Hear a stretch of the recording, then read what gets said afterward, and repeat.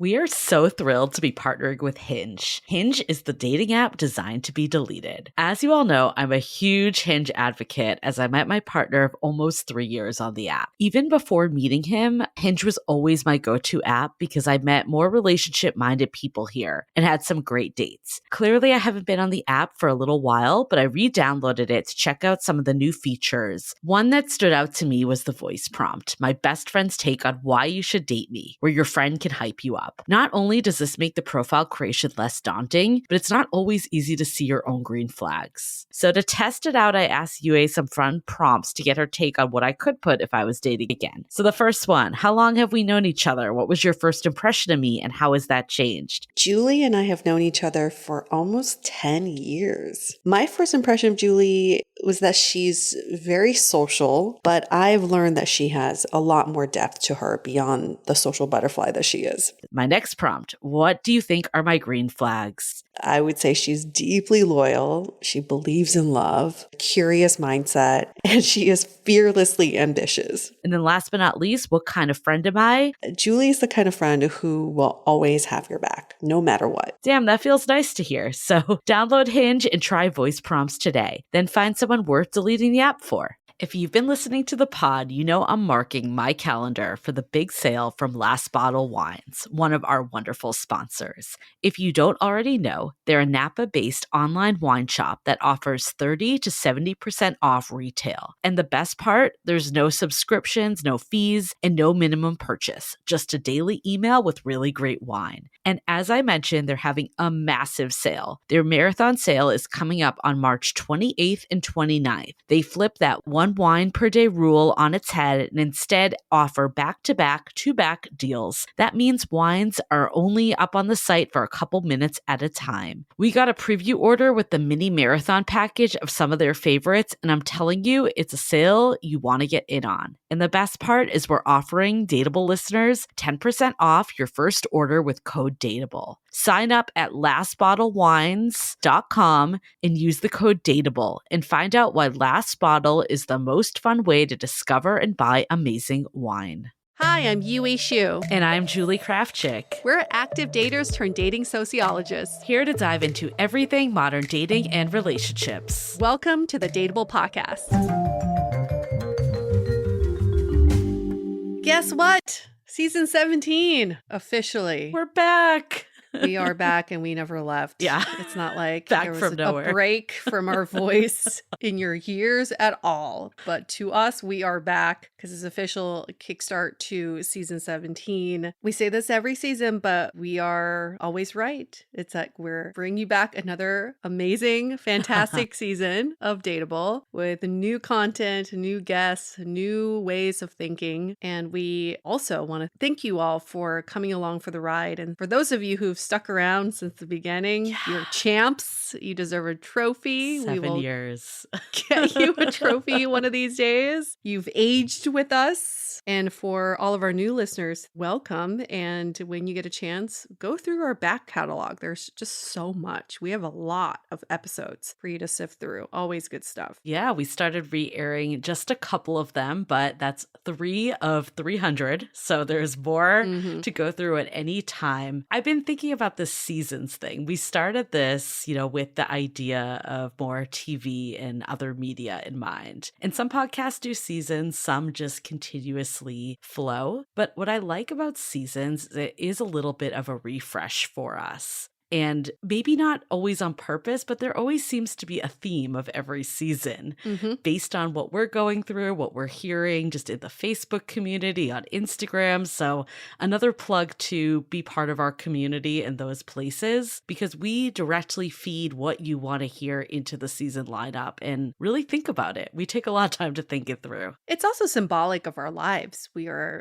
constantly going through different seasons of ourselves. And the reason why the seasons work for us is that we put intentionality behind each season and it just turns out that way. This theme just kind of bubbles up. So if you're able to do that in your own seasons of life, maybe that could be something to put into action. Like this season, I'm exploring what the next evolution of me could be. that's the season of life I'm in. I really like this season of life because then you don't feel as stuck. Like if you're in a period where things aren't going your way, say you are going through a breakup or, you're just moved to a new place and you're confused and maybe don't have the social network that you once did and dating isn't going your way 100%. It's nice to know that it's not forever and that it will pass. And where you are today is not where you're going to be tomorrow. So I think it's really helpful to look at things that way. Our new friend Rory, who's going to be on a future episode, said this to me the other day that helped me so much in forecasting seasons in my life because I was like having a hard time falling asleep. And she said, go to bed and dream about how you're going to be at this time next year. I like that. I really liked the framing of that because I know what keeps me up at night is I often look back on, this time last year, this time last month. But she really helped me reframe to forward thinking. And I got really excited because it's a very calming exercise to think about, what is my next season going to look like? Yeah, I went to the Barbie movie with a mutual friend of ours and her boyfriend. And I'd say it was probably like a year and a half that from when she met him, but she went through this really heart-wrenching breakup. And seeing her, I don't know what it was about this specific moment, but I was just like,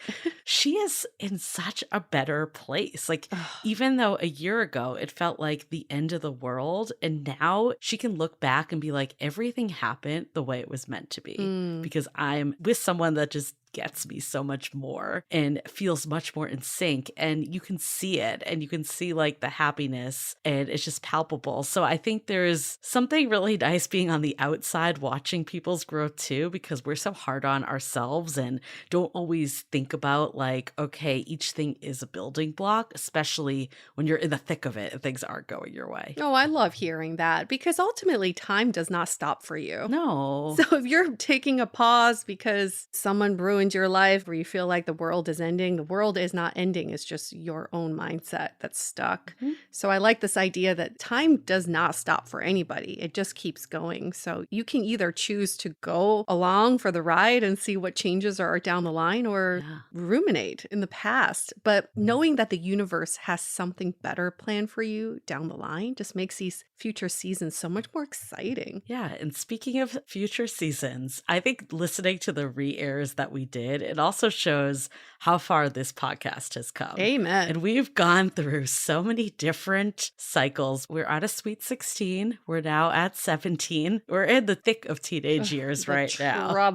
Trouble years. But we're matured, 17 clearly isn't as matured as 40, but we're getting there. Maybe season 40 one day. We'll see about that. But I think it's really fun to look back. But what we're doing this season is something a little different too. Of course, we're going to keep the episodes with guests, with experts, with the everyday daters. That's not going anywhere. But we're also going to sprinkle in a couple of duo episodes, I guess solo of the two of us, that we're going to just, riff off some ideas. Like we got such positive feedback during this off season on some of the topics. And we both were thinking like, we want to dive into some of these more. And we have some secret projects in the pipeline that we unfortunately can't reveal yet, but they have been making us think about things differently. And we want to start sharing that on the podcast. If you're a podcaster and you do an interview show, when you have a guest on your show, you're creating a platform for them to speak. So you may have all these thoughts that you want to share, but in the time frame that you have, you can't share it all. So we thought, well, we certainly have a lot of thoughts. And on a lot of these previous episodes, we've been just taking notes because we definitely don't want to be rude to our guests and interrupt. So then why don't we create a space for us to speak now and just get all of our thoughts out there? Yeah. And brunch talks aren't going anywhere either. So those will be back as well. So keep the questions coming. But yeah, this is, it's been 7 years. We've learned a thing or two. We've digested a lot of information. So I think it's the time that we bring out some more insights that, we've historically shared in the courses and in Sounding Board, but bring them to the podcast as well. And what is our season opener going to be about with just the two of us? We're talking about dating apps in the context of you cannot talk to a dater these days without bringing up dating apps. Mm-hmm. And it's always in a negative tone. People seem to really hate the apps, burnt out by the apps. But if you look at the statistics, most people are meeting on apps these days, or most people are on apps. And also people who meet on apps have a higher chance for a healthy relationship than those who don't. We can't argue with the numbers. So why is it that we still have this attitude and stigma around apps when at large it is working for us? Well, before we get into it, let's hear a message from our sponsors. This episode is made possible by the books The Falling and The Burning by Anna Todd. You may recognize the name Anna Todd from her #1 best-selling After series, but did you know that she has also written a new page-turning romance trilogy? The first 2 books, In the Brightest Stars, are out now and are perfect summer reads. They're called The Falling and The Burning, just in time to heat up your summer. Set against the backdrop of a military base, 20-year-old Karina is proud of the independent life she's trying to create for herself in Fort Benning, Georgia. A dutiful officer's daughter, supportive sister to a troubled twin brother, and caring friend to her roommate, she always puts the needs of others ahead of her own. And when she meets a handsome soldier on the cusp of discharge, she's immediately intrigued by him. As their uncertain and unexpected friendship starts to turn into something more. Get your hands on these 2 books, The Falling and The Burning by Anna Todd, wherever books are sold. This episode is sponsored by Via. We all know there are things that can help set the mood in the bedroom, but did you know a little THC could also do that? Yes, Via has developed a unique blend of pleasure-enhancing cannabinoids, libido-strengthening herbs, and a low dose of THC all into one mind-blowing gummy called High Love. This gummy, wow, it will awaken your senses, increase blood flow, and intensify any sexual experience. I've been pleasantly surprised by the High Love gummies because it is just the right amount of THC for me to have a good time without feeling sleepy. And hey, if THC is not your thing, Via also offers a wide array of other gummies without it. And everything legally ships in 50 states with discreet packaging directly to your door. So if you're over 21, you can get 15% off and a free pack of award-winning Dreams THC plus CBN sleep gummies with our exclusive code DATEABLE at viahemp.com. That's VIIAHEMP.com. Let the gummies work their magic. Head to viahemp.com and use the code DATEABLE to receive 15% off and 1 free sample of their Sleepy Dream gummies. That's viahemp.com and use the code DATEABLE at checkout. Take your passion and pleasure to a whole new level with High Love from Via Hemp. This episode is made possible by Badlands Pets. As you all know, Mojo, my precious baby, is the reason why I found love in the first place. He made me feel love again. So I would do anything to ensure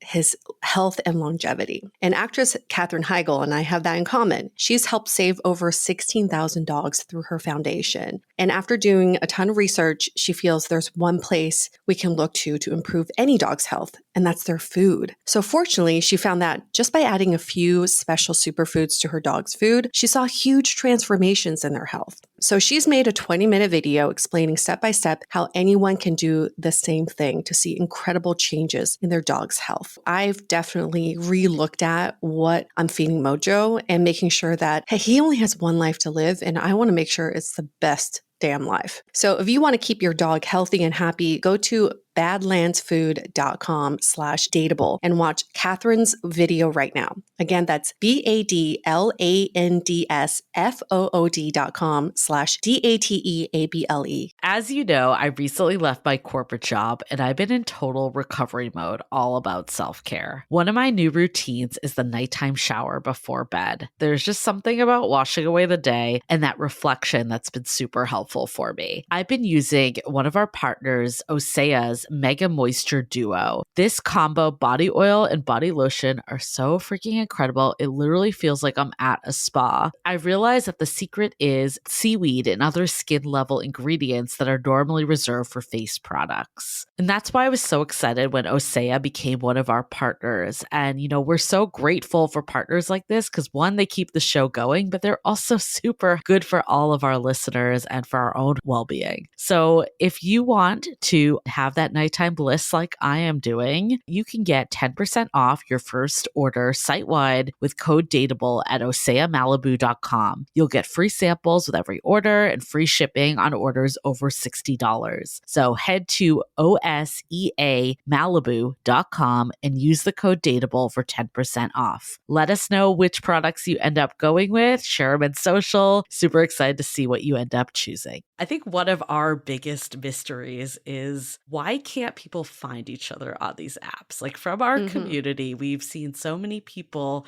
that are super eligible, super dateable, yet they all complain that no one good is on the apps. So there is clearly a big disconnect here. So we wanted to dive into that disconnect because once we can lay that out and find solutions that we're not just being on apps complaining about them all the time, then maybe we can actually see some of those stats that you were referencing, Yue, of happy, healthy relationships. Yes. And you'll witness in real time because like Julie said, she's pro apps. I've never been such a cheerleader for apps. I've never just gotten my head around having a positive experience on them. And it's because I'm getting in my own way. It's not because of the apps. It's the way I view profiles and the way I use it. Yeah. So you'll witness in real time of me just getting over these humps, getting out of my own way to use apps in my favor. Yeah, and I'm very pro apps, but I did want to take an approach of understanding more of the holistic view on them. So we did a bit of research and wanted to kind of lay down just some of the initial findings, us give our reactions, and then also like, how do we come out of this? Because we can sit and talk about like how apps are hurting us, how they're not working all day long. But at the end of the day, if you're here, you're probably trying to meet someone. So like, how do we get out of this whole thing? Right. So I think what's really fascinating about apps, and this isn't going to be mind-blowing to anyone, I think where it becomes interesting is later on,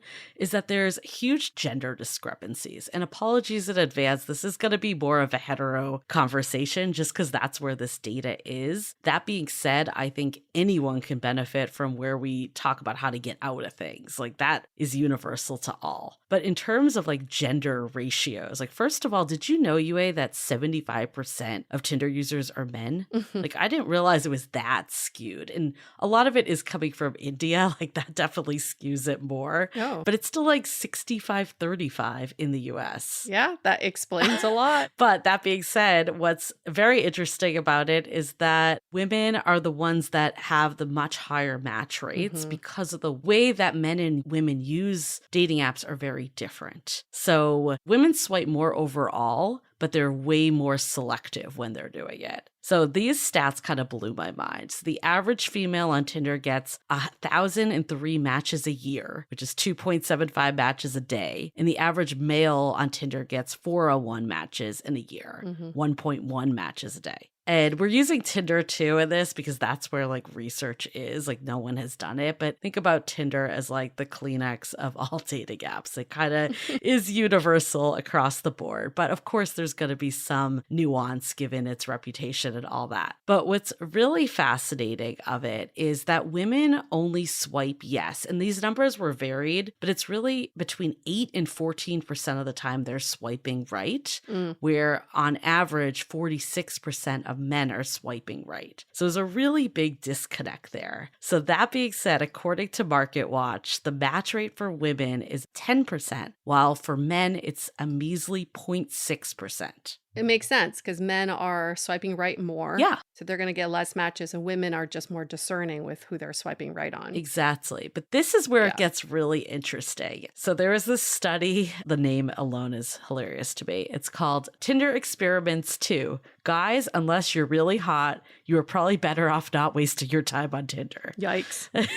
So this is basically saying that, like, okay, we established that the match rate for women is about 10%, and then for men, it's 0.6%. But that doesn't mean that 10% of all men are getting the swipes, right? Because it's 0.6. So where is that distribution? In this study, they basically were saying that the top 20% of men are getting 80% of those likes from women. So there's a major distribution issue. And the sources on this are, I would say, questionable. There's a lot of scrutiny here, but you see this popping up all the time. I heard it on multiple podcasts, it's on Reddit boards, but there's this feeling that men are pretty screwed on dating apps. And what's happening is that women are super selective, but they're only concentrated on this quote unquote like top 20%. Because you would think from those numbers that like women would have it made on dating apps, but that's not what we hear, right? Like we never hear that women are just like so happy on dating apps either. So I want to get your take on this because I think there's definitely some truth. Like, I don't know, like the questionable sources, I get that in the methodology, but I could see some truth to this in the sense that it does seem like, at least anecdotally, when you like talk to your girlfriends, people tend to be like focused on the same type of guys over and over again. For sure. And we will bring this to real estate too. Yes. Any realtor will tell you when you go on Redfin, you'll see which houses are hot, yes, quote unquote. Yes. And those are the ones with the best photos, the best descriptions, and also with an agent who may be attractive. I mean, there are so many variables, and it's just all in the presentation of the profile. Yeah. And that's, I think, one of the challenges with dating apps is that we put such an emphasis on presentation of profiles, especially women. There's studies that like men, because they just swipe through everyone or like at least 64%, it's really that first photo that they're focused on, where women will go into the profile and really For sure. read every last thing and make that very selective decision. It's fascinating to me just like how much of a discrepancy this is. What about the other way around? Is it the same? Is it like the same 80% of men swiping on the top 20% of women? So they claim not. They basically say because they're open to 64%, like it's much more distributed. You're not seeing that like build up. And that's why I think women tend to get more messages. Like UA and I have seen some men's inboxes and they were definitely more full than mine ever were. Barren. Yeah. Does that mean women are more superficial than men on dating apps? I think it's... Can we make that assumption? I don't know if it's superficial because it's the photo, right, that's driving men. But I think men think that they're at a disadvantage of it. And just the way that they're swiping is different, that they're just not taking the time. What is kind of the third layer to all of this that I found very fascinating is that it's actually women that are moving the conversation forward more than men. We've been told, right, that it's that men are the ones that reach out. So this guy, Christian Bowe, he's the person that ran this study. It was from this like swipestats.io where you can see your Tinder stats apparently. So he got access to their database and like went through all their data, which is super fascinating. And he found that only 7% of men who matched with, he had fake profiles that he was doing his testing with, actually followed through with a message, but 21% of women who connected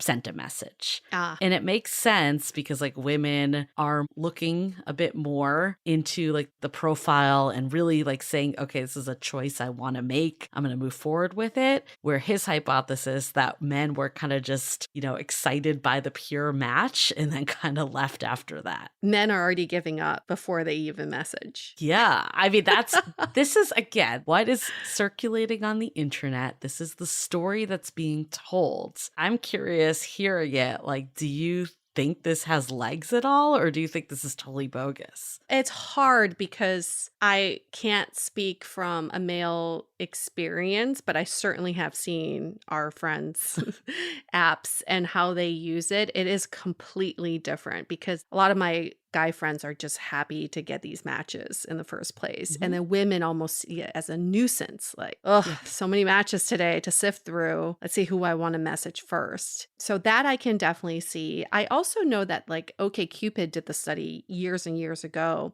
And maybe it wasn't based on attraction, but it was based on the same people were getting all the matches. So that's in line with the 80-20. Yes. And it wasn't so much based on attraction. I thought it was more based on interests. Like if you had very specific interests, you get all the people who have the same interests. I can see that as well. Yeah, it's weird because I do find a lot of my guy friends do the whole swipe on everybody and then figure out who you want to message. And then by the time they want to figure out who to message, they've already moved on. Like it's already too much for them to think about.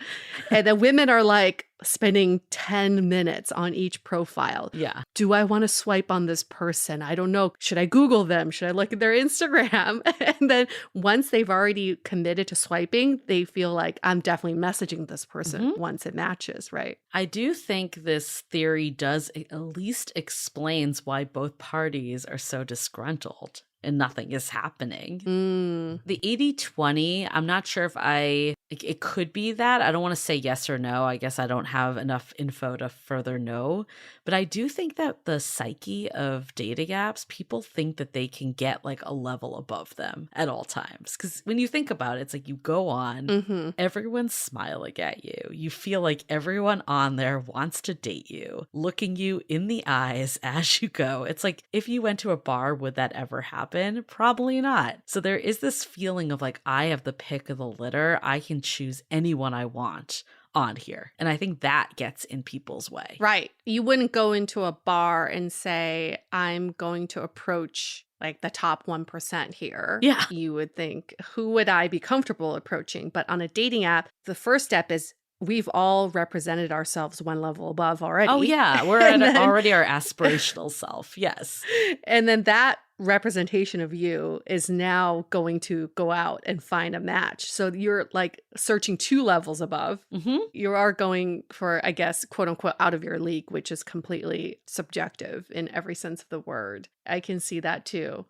It does make me, just from my own personal experience, I just know that when I was on apps, I was extremely picky of who I swiped on and to a fault, because I think about all of my exes, I wouldn't have swiped on any of them except for the one that I actually swiped on and we dated. But even this most recent ex, I saw his profile after we started dating and I would have definitely not swiped on him because there was one photo that gave me an ick.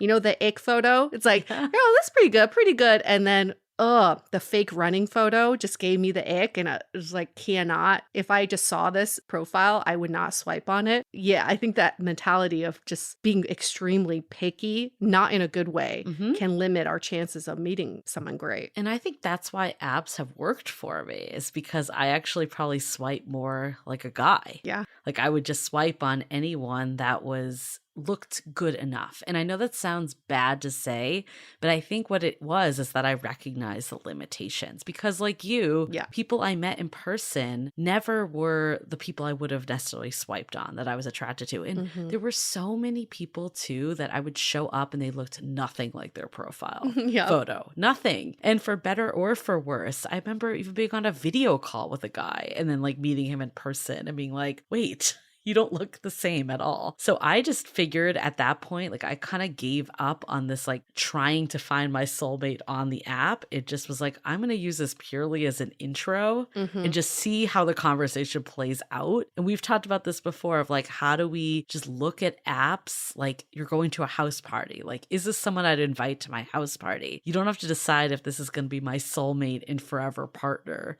on the swipe. There's just no way to know. Yes. And the first step to inviting someone to a house party is you have to represent yourself accurately, honestly. I do find a lot of daters have a hard time doing that. I'll give you an example. A guy friend of mine who shall remain nameless, he showed me his app and he is 10 years younger in all the photos, 40 pounds lighter and no facial hair. He looks completely different. This is what he said to me. He's like, I just want to know that that version of me can get these women, but I would never message them because there's no way I would meet up with them in person and show them who I am today. That could account for why so many men don't message, because they're just trying to see, like, what is the best representation of me? What can this person get? It's not who I can truly get. Yeah. So one, we just need to be honest with ourselves. My friend Emily has this great line. She's like, I do the no marketing approach. I don't do, you don't like no marketing. Doctor up your photo. You want to meet someone who wants you for you, not the doctored up, filtered 10 years younger version of you. The best thing to do is under promise, over deliver, because we've actually seen this happen a lot with people we've talked to and worked with before is they make this super shiny profile and it looks amazing. They're getting all these matches Mm-hmm. and then they show up and people are like, this isn't who I thought I was going to get. That's just a Yep. waste of time across the board. Like, I love this no marketing. Like, this is who I am. You're either going to be attracted or not. And let's go from there. Like, there's no reason to be this aspirational self that is putting up all these photos of you like climbing Mount Kilimanjaro when you went hiking like 5 years ago. And the same applies to when you're looking at profiles too. And you and I, Julie, we've had this conversation about house hunting. Yeah. It's like when you look at profiles, you want to look at the potential. Like maybe some houses don't have the best photos, but you think, wow, this house looks like it's sturdy. It's in a great location, Yes. great school system. I think I'll give it a try versus the ones that are highly polished, got the 360-degree view, the virtual tour and like the vibrant colors that have been all doctored up. That house is getting a ton of views and Yes. everybody will be trying to get into that house. I think the best hidden gems are the people that don't have the polished profiles, like hands down, because at the end of the day, you want to date someone that's here for a relationship, not someone that's good at marketing themselves and creating a profile. You don't need that in a relationship. You don't need that in a relationship at all. Unless if that you're purely on the apps for validation. Yeah.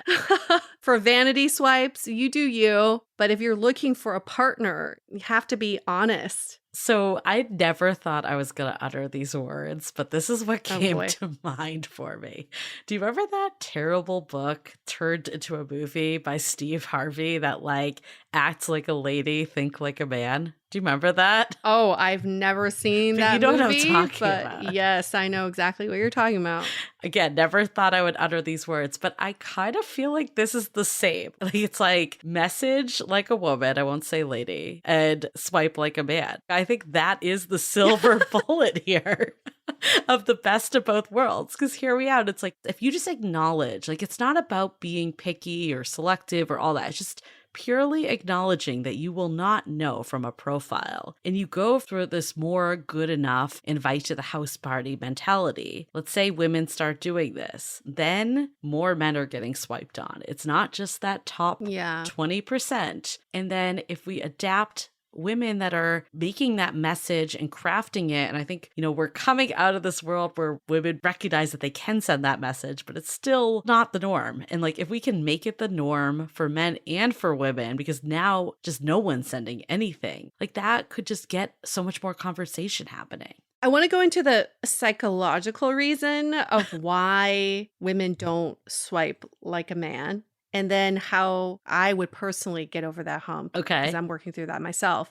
I think it's rooted in safety. And I'll tell you why. When we go out as women, go to a club, go to a bar, the last thing we want to do is make eye contact with the wrong guy and send the wrong message. Yeah. So we're constantly like heads down. Let's make sure that nobody gets the wrong message. Because safety is at the core of everything we think about. Mm-hmm. But for men, it's a numbers game. Like how many men have you seen at a club just, hey, baby, oh, hey, baby, Yeah. you, hey, baby. They're not thinking about safety. They don't care about that. So on a dating app, I think I would take in the same mentality. Like, I don't want to give some guy the wrong impression. And then maybe, I don't know, something crazy could happen. But with all the safety measures dating apps have taken in recent years, I think we are safe to do that now, to swipe on more people. Mm-hmm. And if you find that afterwards you get a match and you truly don't want to talk to this person, you have the option to unmatch them. Right? So I'm trying to get over that. I have an option. I have an out here. Well, I totally hear you on that. And I think I'm not by any means saying that you just match with a bunch of people and just immediately go out with them. Like that is not what I'm trying to say. I think it's really the filtering is through the conversation, because you can realize pretty quickly if someone's weird and creepy. Mm-hmm. And I agree with you that like women definitely have that. I 100% had the same of always thinking about safety, but get a Google Voice number. Like there's many ways that you can get around this without giving out your personal details. Don't tell someone your first and last name until you've, met in person and established contact. I think it's a shame, in my opinion, that people aren't doing video and phone calls as much as they were in the pandemic, because that was Yeah. a perfect filtering system. When I was dating the last time around, just filtering from conversation told me so much more than a photo was, because time and time again, I would show up, and the person looked totally different, for better or for worse. For sure. Yeah. You gotta get a sense of them, or just hearing their voice can say so much. Okay, before we keep going, let's take a quick break to hear from our sponsor. This episode is made possible by Armoire. Armoire makes getting dressed easy. With a clothing rental membership from Armoire, build the perfect wardrobe with brands that are high quality, unique, and recommended just for you. All you have to do is take a 5-minute style quiz and select items from your dynamic, personalized closet. The styles show up at your door in as little as 2 days. Then when you're ready for new clothes, just swap them out. Listen, I live in Southern California. There is absolutely no need for puffer coats or any sort of those winter jackets. But when I travel anywhere else in the world in these cold months, I'm often burdened with the task of getting winter clothes. And now with Armoire, I can just rent my winter wardrobe. It's brilliant. Right now, our listeners can give Armoire a try and get up to 50% off their first month. That's up to $125 off. Just visit armoire.style/dateable. That is armoire.style, spelled ARMOIRE.style/DATEABLE to get up to 50% off your first month and never worry about what to wear again. Try Armoire today. Living with ADHD can be a challenge, and dating with ADHD is definitely a challenge, we've heard many of you say. But finding the right care and proper tools needed to succeed can be life-changing. Done is an online ADHD care platform that can get you all the resources you need to help manage your ADHD. Online visits, refills, and a 24/7 care team made for you. In just 1 minute, Done's online assessment can help kickstart your ADHD treatment journey. With experienced clinicians, worry-fill refills, and online visits, you can start getting personalized care as soon as today or tomorrow. So contact an expert team that can help you around the clock and get a personalized treatment plan just for you. Here's how you do it. Take a free 1-minute assessment and book an appointment with a licensed ADHD clinician as soon as the next day. Get continuous care, one-click refills, insurance coverage, and 24/7 care team support with Done for just $79 a month, and pharmacy copays as low as $0. Visit get.donefirst.com/podcast to learn more. That's get.donefirst.com/podcast to learn more. Done. Turn ADHD into your strength. Maybe we should get into some of the ways that we can better utilize dating apps, because I need to hear these myself. And we have talked about them in previous episodes, but I think there was a stat that said 4 photos are pretty much necessary for a profile. And I thought that was interesting. It's like, if you have less than 4, people don't trust you or don't think you fully represent yourself. Yeah. And this is really for all the men. Men just have less photos in general. Try to get at least 4 in your profile. Yeah, I agree. I think with men too, like the last thing you want to do is come off as untrustworthy and sketchy and like a bot or whatever it might be. The more trust building you can put in your profile, that's going to help you. I actually think the bio matters a lot more for men, the way that women use dating apps, than it does for women. For women, it's like, how do you get that first photo to be really solid and really represent yourself in a way that's positive? Because everything else is kind of gravy after that. Yeah. And how do you use your profile to bring in conversation? I would say that's almost more important for women, because we know that men are a little more gun shy to reaching out. Yes. And the way we frame our profiles can't be pitting everyone against you. I say this because a lot of these dating apps have prompts like about you and then about what you're looking for. And under about what you're looking for, because Julie and I have reviewed thousands of profiles, many of you say stuff like, you should be adventurous, a foodie, willing to try this, and also this like X, Y, and Z. You are putting the qualifications on the person reading your profile. Under the about what you're looking for section, maybe think about what is the vibe of the partnership. Looking for someone to explore the world together, someone to like tackle skydiving together. That's more like bring them into the conversation versus like me against you. I bring this to the table. What do you bring? I like that. It's like, how do you just invite them to approach you in a way that doesn't feel threatening? Yeah. Like that's really what you're trying to do, especially for women. As we're finding that, especially like women, if you're the ones reaching out, it's more in your control, but you want to also invite people to reach out. Yeah. I think the other thing we need to be aware of are the biases that dating apps are doing. Yeah. When all you have to look at is height and occupation, like that's what you focus on. And because you don't know if someone's like a nice person, you don't know if they're kind and generous and loyal, like you don't know those qualities. So that's why the top 20% ends up being based on these superficial qualities. So if you can recognize that this is actually misleading you and open up as much as you can, and that doesn't mean you have to swipe on every last person, but you want to swipe beyond that top 20% so you can actually have people that are going to respond back to you. Yeah, like keeping an open mind and understanding that when I go through the ick part, like this is an ick photo, am I being just judgmental here? Yeah. Can I like open up that a little bit? Why is a fake running photo so ick to me that I don't want to swipe on this person? That's my own problem that I would need to work through, right? And also, like, if you're in a relationship with them, how often are they going to be fake running? Probably never. Yes. They're probably doing it because they think it looks cool and that they're going to try to attract someone. That's where this whole thing is so fucked up when you think about it. It's like everyone is trying to impress the other person, but we're being turned off by how people are trying to present themselves. Yes. We're all basically using avatars to attract other people, and then the avatars are failing at it. So why can't we just be ourselves? Yeah. You know, everyone's going after something else and being turned off of something that's not actually the real person. Yes, exactly. You also need to recognize, like, my partner, when we met, it was during COVID. He had some photos that were pre-COVID where his hair was a lot shorter, and there were some that were COVID hair. And, you know, even me during COVID, my hair was not good. But I also recognize, like, people can get haircuts. Like, it's not like who they are forever. Like, I feel like it's like what you were talking about with the real estate analogy. Like, I remember when I was looking for places, like, my brother was like, get the place that has like the ugly wallpaper. Yes. It's so easy to tear that down. Like, you can paint a room.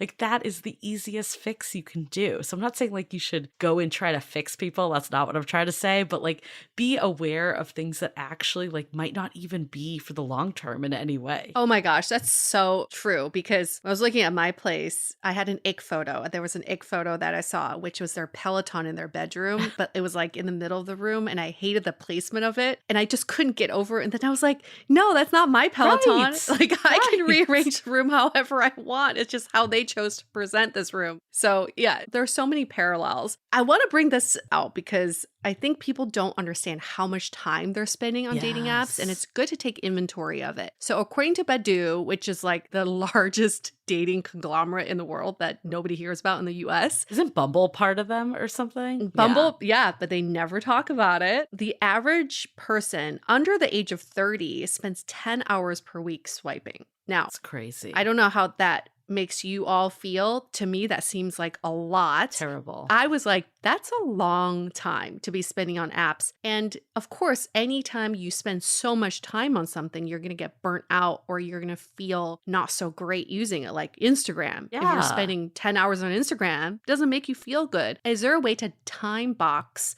how much time you spend on the apps and to make it more intentional? If you say, okay, I took inventory, I'm spending 10 hours a week on dating apps, I want to bring that down to 5, and I want to split that between 2 days. Yeah. Then you have focused time and intentionality. So you use it in a way that is more meaningful. I will tell you, I did not spend 10 hours. No way. Oh, that's so And in the past I don't want to say I never did, but like when it actually came to meeting a partner, both times I met partners on dating apps, I did not spend 10 hours. And it was actually when I was in this phase of serial dating, that's what I was spending all the time. The key also is to figure out what are the optimal times. Yeah. Sunday and Thursday, I believe, are the biggest days. So if you message someone on, like, let's say Monday, and they're not checking it, and they come back on Sunday, it's over. It doesn't matter. Like, it's done. Yeah.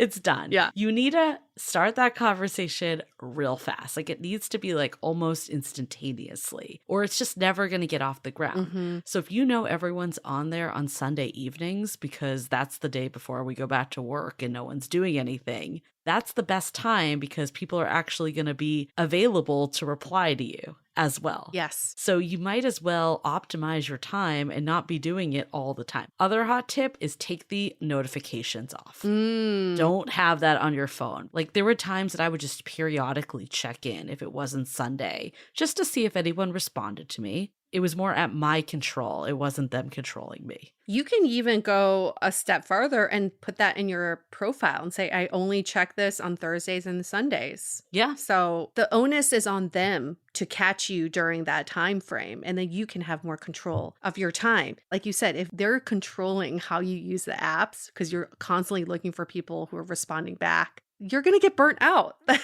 just not a good feeling. At the end of the day, the apps are designed, right? This is behavioral design. They're trying to pull you in. There is a book called Hooked by Nir Eyal that's very famous in product and design. And basically every trigger that he talks about is how Tinder works. There's the intermittent gratification that all of a sudden you get the it's a match. You don't know when you're going to get it. That keeps you hooked. Yes. And you have to know these tricks. Like you could easily spend all your time just trying to win this slot machine of when you're going to get the next match, opposed to actually talking to people and going on dates. That explains why you can use the app so well, Julie, because you're a designer.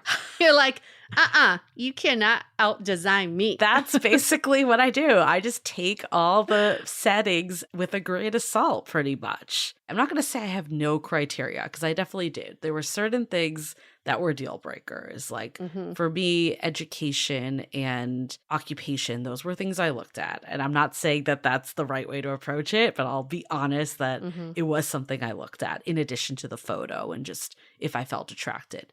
That being said, like, unless it was like a real hard no, I was still open to most people. Yeah. But I would look at a couple of the key criteria. Probably political affirmation was another one. And if they matched the basic criteria, I'd be open to talking to them because I knew there was no way I could know from this profile. What advice would you give to people who, let's say, take your advice and swipe on people who look good enough, and then they get into messaging, and for some reason, as much as they want to be open-minded, they're just not excited to see this person. Nothing fundamentally wrong with this person, but they just aren't excited to see them. Don't go. Okay. I don't think you have to go out with every last person. I hope that doesn't come across. I'm glad you asked that question. Like, I actually don't believe dating is a numbers game. At the time where I've met partners, I've gone on less dates than when I haven't met partners.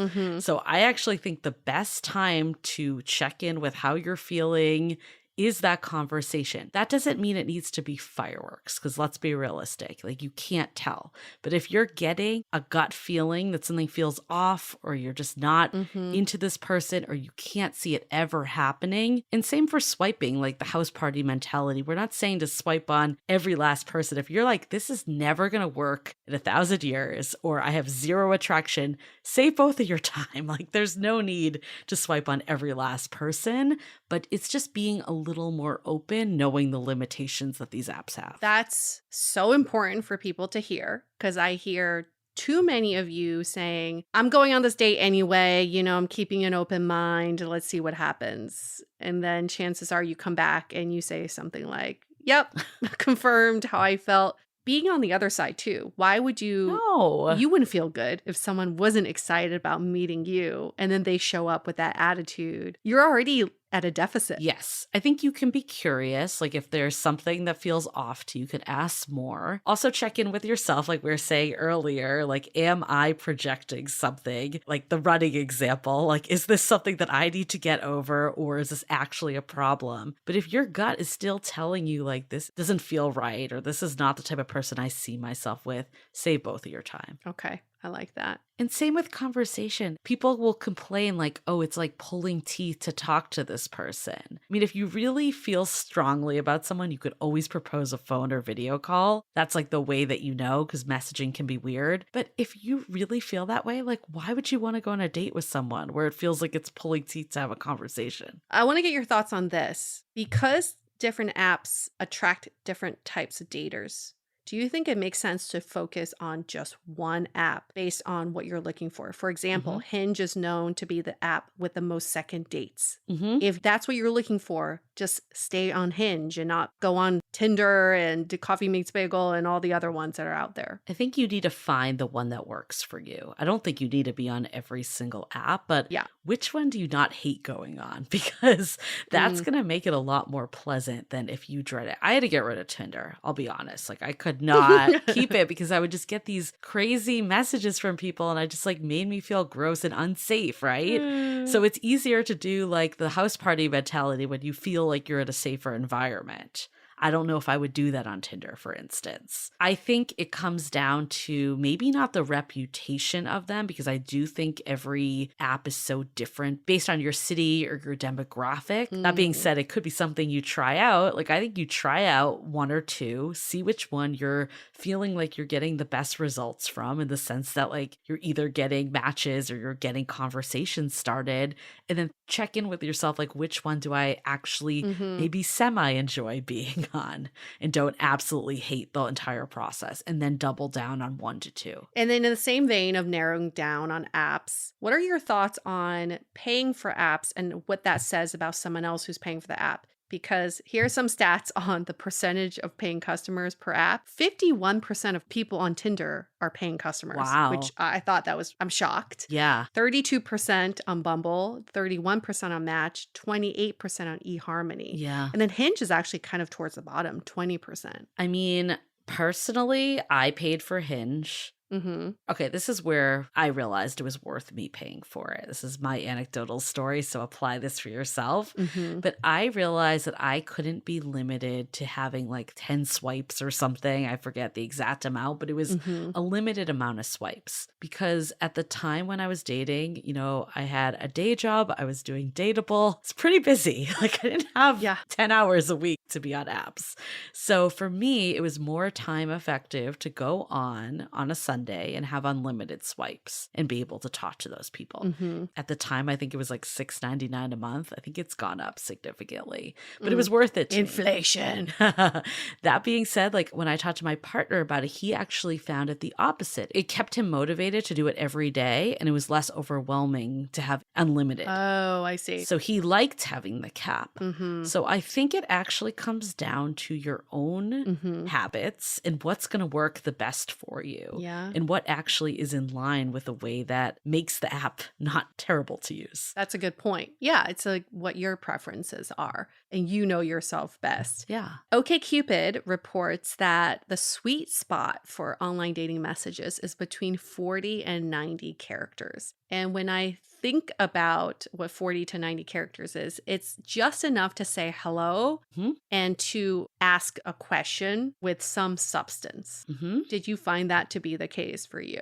They're not short messages, but they're not novels. I actually think that makes sense. Like I didn't know that stat until you brought it up now, but I was actually re-listening to the episode that we did with Vanessa Van Edwards, who, you know, talks about like hacking human connection. And we talked about opening lines. And she said like starting off with something to open it up, like, hey, how are you? Or something that is very standard actually made you feel more approachable than when you came out with something that was like a little wacky and out there. And then you could ask like the more unique prompted question. So saying, hey, how's it going? Or how's your weekend? People get upset if that's all you say. But if you said that plus, oh, I noticed in your profile X, Y, and Z, that could actually be a winning combination. I actually think one of the worst things on dating apps are all these weird prompts of like opening lines. Agreed. Bumble, I used to try them because they would give them for you. It never worked, ever. And even thinking about like when I'd receive them, people would be like, okay, what would you take if there was an apocalypse? Like, what would be your secret weapon? I'm like, I don't know. You know, like, what do you even say? Doesn't say anything about who you are. And then I didn't respond because I didn't know what to respond with. So it just becomes that dead end again. Right. I feel like there's all these like weird app dynamics instead of just treating people like you would if you were meeting them. So just talk to someone how you would if you were to meet them in real life. I went to a networking event and someone found me after on LinkedIn and said, I saw your dance videos. What's your favorite dance move? And I'm like, I don't know. Wait, what? Do you want to get to know me, or is this a dating app? I wasn't sure. It just feels so contrived because you wouldn't talk to someone normally like that. So why would you talk to them in a dating context like that? I agree. The prompts are really strange. They're weird. And who came up with them? I feel like they're just harming people. Again, there's all these like weird things about dating apps that just actually harming us instead of helping us in any way. And if you get sucked into these dynamics of crafting the perfect opening line and the best profile, like you're just going to be on dating apps forever. Yeah, no kidding. And never meeting anybody in person. But you may have perfected the art of a dating app profile. Congratulations. And let's be honest, Yue, if a really attractive guy reaches out to you, someone that you're like excited about, and he says, hey, how's your weekend? Are you going to not respond because he said that? Ew. Ew. Why would you be so casual? Like, of course I'm going to respond back to him. I actually think too, when you don't dwell on this stuff, it actually makes them a lot more enjoyable because you're not spending hours dissecting profiles and thinking about what to say.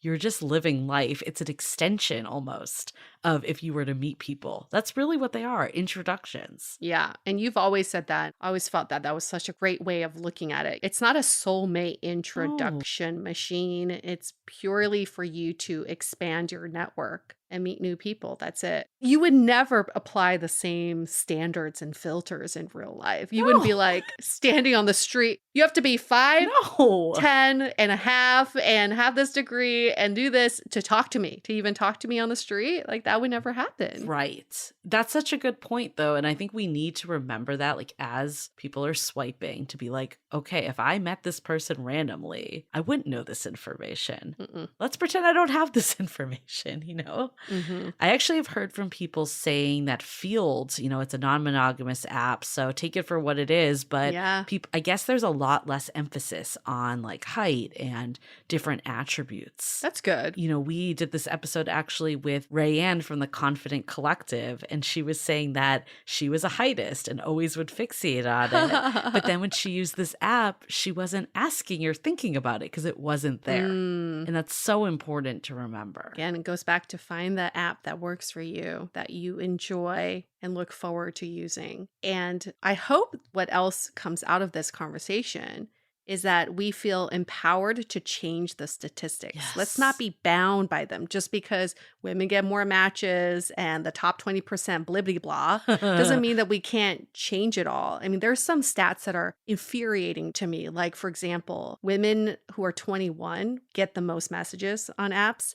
And men who are 40 and above, 40 to 48, get the most messages on apps. So these 48-year-old men are messaging 21-year-old women. That's what that means to me. So we have the power to change that. What are your own biases coming into dating apps? What of the statistics that we just shelled out really irked you? And how can you implement it into your own behavior to change that stat? But at the end of the day, like that is an annoying stat, but like to get fixated on that, like it doesn't do anything for you. It doesn't do anything. You're there to meet someone. Who cares about all this other noise? Yeah. If there's one thing to take away from this conversation, it's like keep your eye on the prize of just trying to meet someone new. That's all you're trying to do. Like, it doesn't matter all these other factors and the way you're supposed to use dating apps. Just use them a way that works for you, that gets to the end goal of actually meeting a human in real life. That's all you need to do. And the more you can understand how apps are working, how people are using them, that's when you can start to shift your behavior so you use them differently. Imagine, you know, if you are a woman and you're that type of woman that spends hours dissecting profile, maybe just try for a week this other approach. See what it does for you. Yeah, make it work for us. It's a vehicle created for us, not against us. So with all this talk about dating apps, and maybe now some of you are motivated to use it in a different way or to get back on the apps, we have just the thing for you. We have our 22-day dating app reset challenge. It will help you change your dating app behavior in a way that makes it work for you. So every day for 22 days, you get one new challenge or one new way of looking at the apps. We are launching that. And you can find out about how you can enroll in this challenge by going to dateablepodcast.com or just check out our social media. We'll link all of the necessary details for you. Yes, we talk about the house party mentality along with many other tips and tricks.